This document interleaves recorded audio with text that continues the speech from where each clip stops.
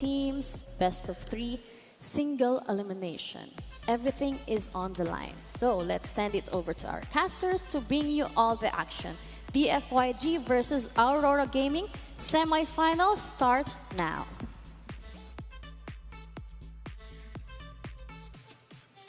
Thank you so much to the panel for breaking down our first game here. Again, the semi-finals, this best of 3 between two amazing teams that have gone the journey up to this point, fought their way through it all, and now it leads down to 2 final days here for Games of the Future 2025 in Abu Dhabi. It's me, Nisu, joined here with Wolf to bring you the action. Wolf, how we feeling, man? You know, this is a crucial one. It's a best of 3. This is game 1. I feel like both teams brought their best strategy for game 1, though. Hey, I like what you said. I kind of feel like Super Ken on any assassin/core heroes would be good for DFYG. At the same time, I kind of miss Long with the Moskov as Pagu almost is taken out there. TNZ on the Lancelot's always a sight to see. Aurora Gaming, they're poised to make a late game run against DFYG, whereas DFYG wants to control the early to the mid game. We'll see if that will be what we are seeing today. Yeah, again, with this kind of the course that we've seen, at least through here, of Games of the Future, we've seen a lot of this back and forth between game to game, where teams would opt for either the YSS lineup. That's pretty much how I like to call it. And now this one is a little bit different, just because, again, you don't have naturally what we do see is when the YSS is picked up on a composition, you'll have like the double fighter going, you know, for that case. But in this one, it's Lone goes with the Harith. And it's interesting because even in the draft, they banned out the Moskov, right? So they banned out the Moskov. He's not going to have that. Oh, Zed? Zed's fine. Okay, he's low. But Logan is going to be on this Harith that needs to go ahead and scale up.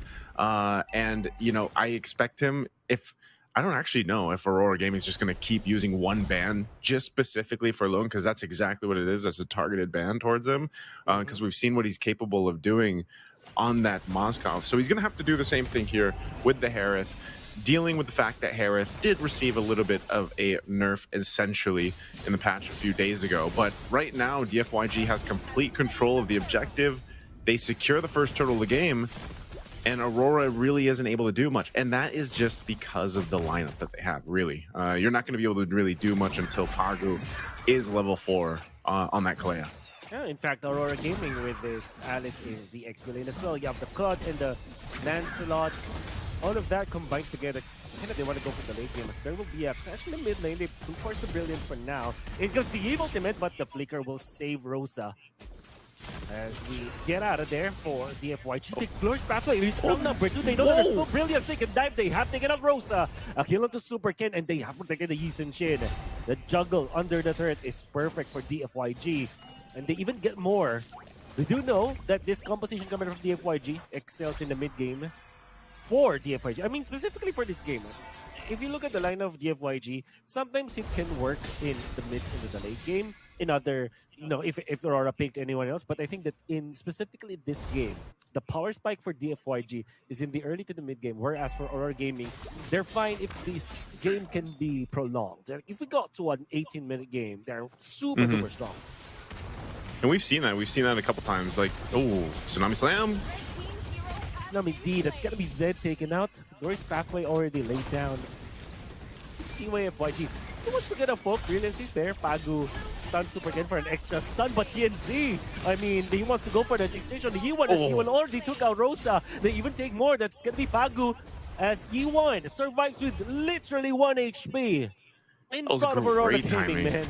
Yeah, great timing there from U1. I mean, just right at the right moment, was able to set things up and then get out with his life. So great play there. Super Ken getting the 2 kills that he has as well, helping him scale up on this YSS. It's, you know, the decision-making here from DFYG has been probably the most standout thing, like in their journey up to this point in the semifinal. You know, it's, if you consider the, for a lot of viewers out there, even ourselves, Wolf, when we first were introduced to the players from DFYG and, you know, the iterations from, of course. They want to go for Super Ken, but there comes a Tsunami Slam to counter this Yi Sun Shin. Uranus as well as the Highness, they are tanking for now, but not going to be enough as Rosa, the Lunox, with the HP-based damage against the Uranus, it works so well. Now Aurora Gaming more than have caught up in this game. Yeah, they basically caught up. I mean, as soon as I was saying that, I was like, you know, DFYG's improvement has mainly been the decision-making. Now they decided to go ahead and fight that fight, thinking that, again, I think any team would take that, though. You're up 1.5 K gold earlier into that turtle. You might try to fight that, you know, considering with what you had. They just kind of, the positioning wasn't where they wanted. Lunar's really low. Super Ken will get that. So that's the best thing right now that's happening for DFYG. Super Ken killing spree. Oh, Rosa. Okay, yeah, you don't go for that. Yeah, so you just build up on this YSS until, once again, Lung is going to be online on the Harith. And that's why we see this such aggressiveness from Zed and the rest of the squad here. Even Yi1 on the Eve. You know, I feel like Yi1 is one of the more aggressive Eve players out there. There's a couple that I can think of. Yi1 definitely being one of them. Yeah. It's going to be important for DFIG to still keep this Eve ultimate always intact. The previous flash that they have lost, it's mainly because Aurora Gaming were able to find the opening onto Yi1. Credit goes to Lunar, of course. The Throne of Ruin into the backlines of the FYG, and you can feel that for TFYG, if they don't have Yi1, always difficult to win a team fight. They need that AoE damage. Of course, eventually Super Ken will be a problem for Aurora Gaming to deal with when it comes to damage, but you definitely will be. Now, Harith is nearby the turtle. DFYG can activate him. So is the Claude for Aurora Gaming. Lunar already is looking for a target. E1 is so important, but it seems like Super Ken is so far away from the turtle fight. They might just actually concede this. Zed already popping the ultimate. The Glorious Pathway out. They want to go for a Tsunami Slam, but Pago only finds the high loss. He don't want to go for that. Super Ken just straight up drops that, forfeits that turtle, and just goes for the push onto the top lane. Yeah, just trade the objectives for now. Zed, he doesn't have a pathway.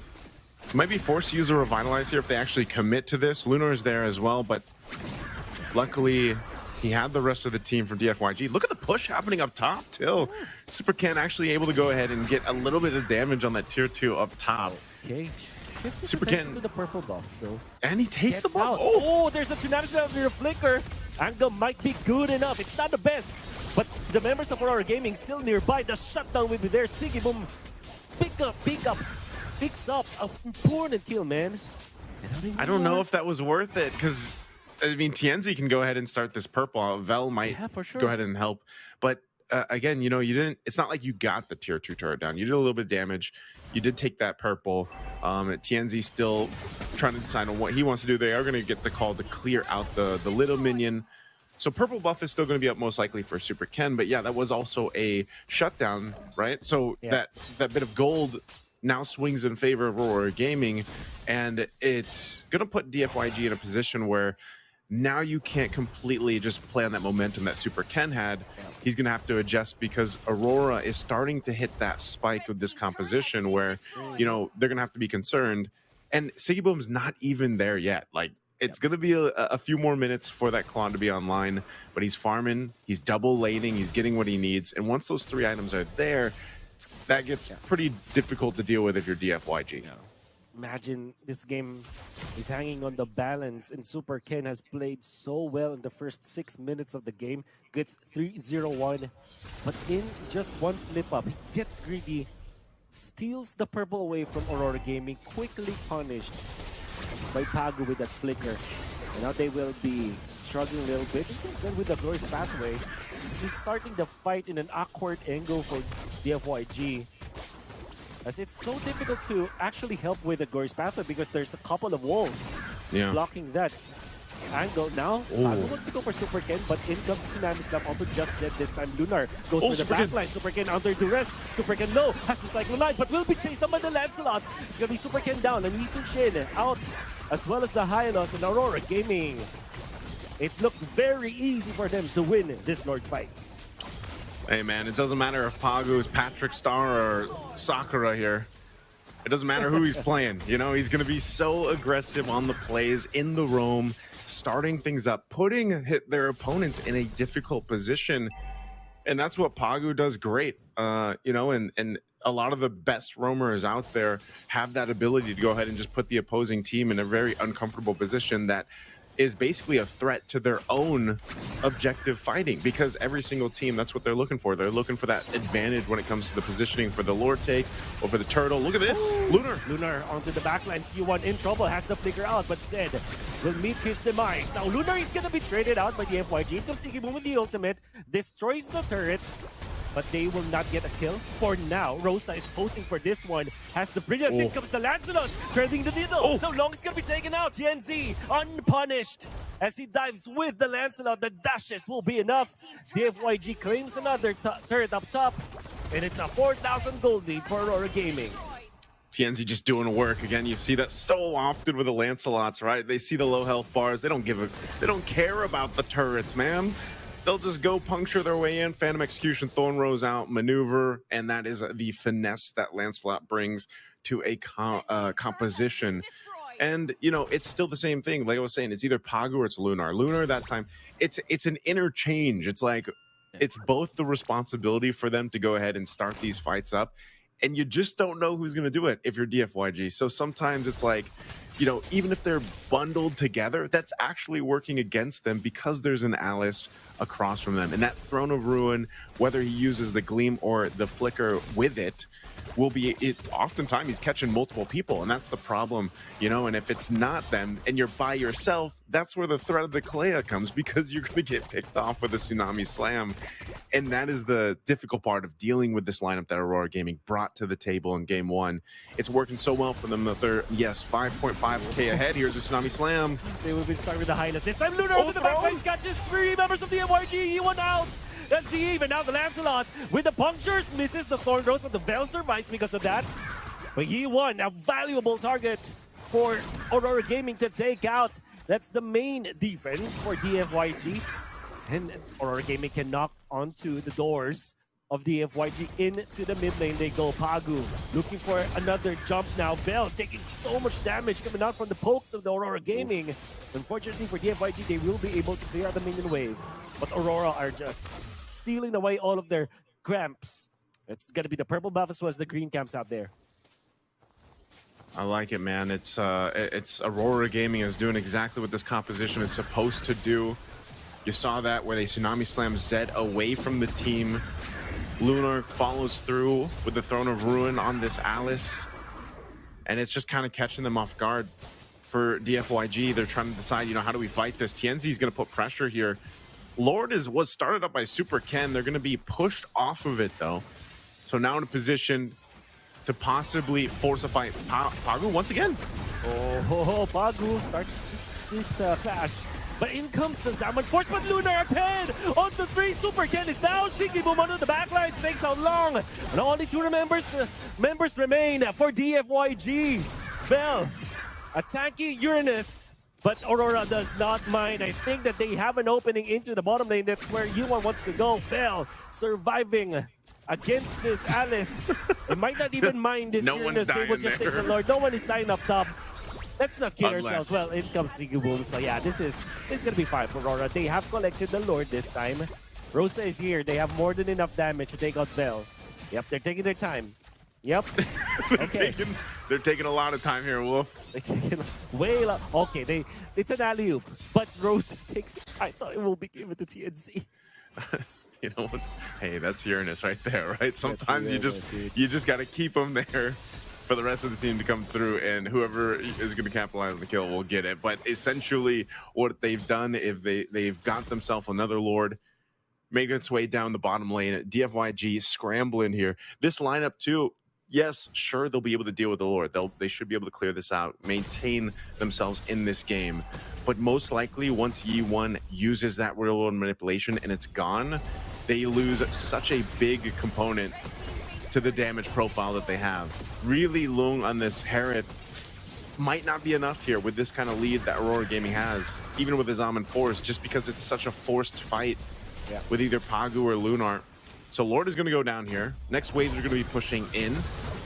There goes Pagu. Oh, Lunar actually catches their student this time, but G1 is actually in trouble now. Long as well from Sigibom, they have taken out two. Let's get the damage dealers of BFYG out now. Super Canister trouble, the true damage left is there. Oh. And now TNC collects the kill. Sen will be taken out. That's a triple for TNC. Shut down for Sigibom this time, but TNC wants to go for a double kill even for the Uranus, Wow. but that doesn't matter. A complete team wipe for Aurora Gaming, and that's game one for sure. 8-0-7. TNZ